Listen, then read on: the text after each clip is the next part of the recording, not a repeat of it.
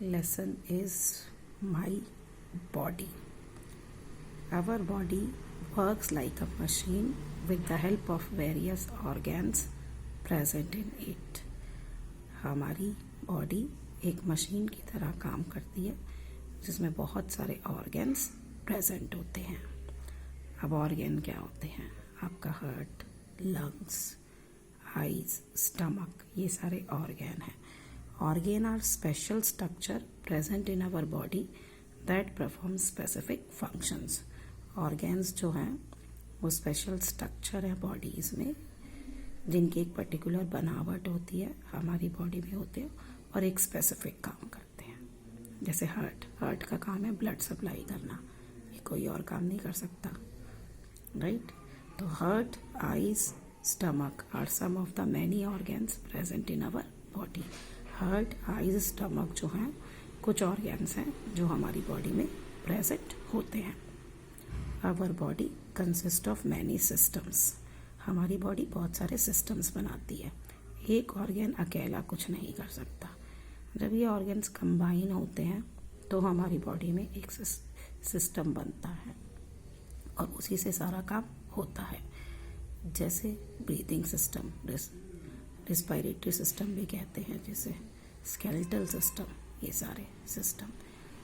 A system is a group of organs that work together for a particular function. अब system भी organs का group है जो एक ही तरह का स्पेशल काम करता है. For example we studied in class 4 में आपने पढ़ा है that a mouth food pipe, मुंह फूड पाइप, स्टमक और इंटेस्टाइन वो क्या बनाते हैं? Form the digestive system. Similarly nose, wind pipe और lungs help in breathing. Nose, wind pipe और हेल्प सांस लेने में मदद करते हैं. In this chapter we shall study about the breathing systems. अब पूरे इस चैप्टर में आप पढ़ेंगे breathing system, skeletal system and sensory organs present in our body. और जो सेंसरी ऑर्गन्स हमारी बॉडी में प्रेजेंट हैं. चलिए फर्स्ट आइए ब्रीथिंग सिस्टम पे. डेफिनेशन यहीं पे लिखी हुई है.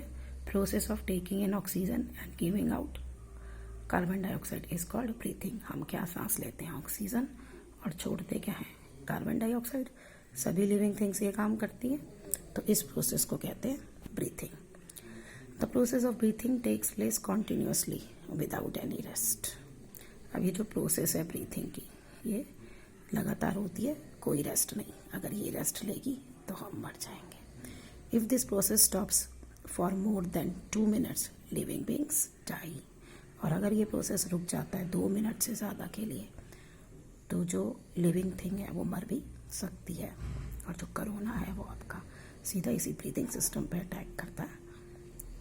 पर्सन को सांस लेने में मुश्किल होती है और वो मर जाता है. Which part of our body are involve when you breathe.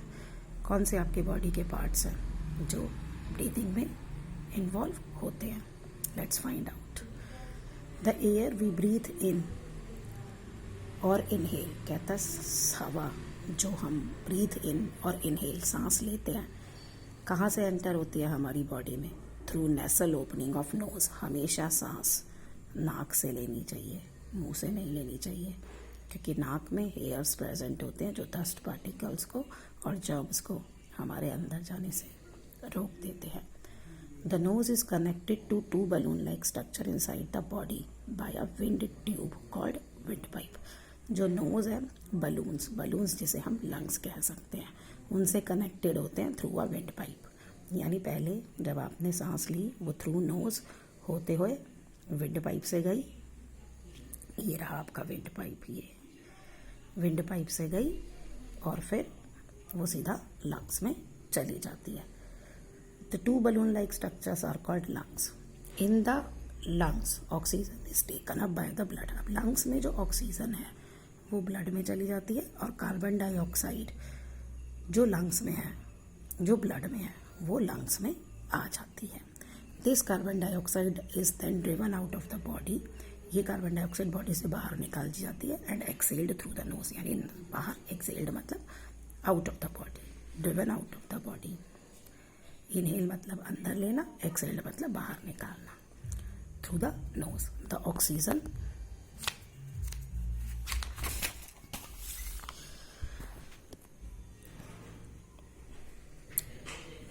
Oxygen rich blood from the lungs is circulated to all part of the body.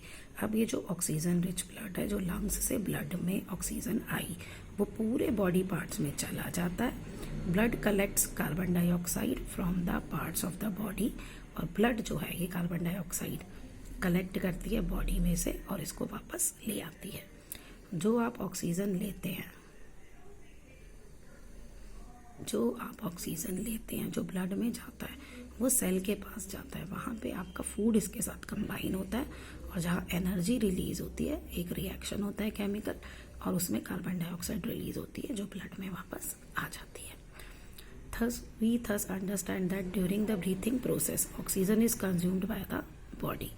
तो हमने देखा ड्यूरिंग ब्रीथिंग प्रोसेस ऑक्सीजन हमारी बॉडी लेती है। This helps different organs to get energy to perform different body functions. और यही organs जो हैं, मैंने आपको क्या कहा, ऑक्सीजन फूड के साथ कंबाइन होती है जिसमें एनर्जी रिलीज होती है, और यही ऑर्गन उस एनर्जी को लेके अपना अलग अलग काम करते हैं। Carbon dioxide is given out of the body as a waste product, और कार्बन डाइऑक्साइड वेस्ट प्रोडक्ट के रूप में बॉडी से बाहर निकल जाती है। Our breathing system is always at work because we have to keep breathing all the time. हमारा ब्रीदिंग सिस्टम हमेशा काम करता रहता है क्योंकि हम लोग हमेशा सांस लेते रहते हैं all the time. Physical exercise, running, walking, playing help to keep our body and our breathing system healthy.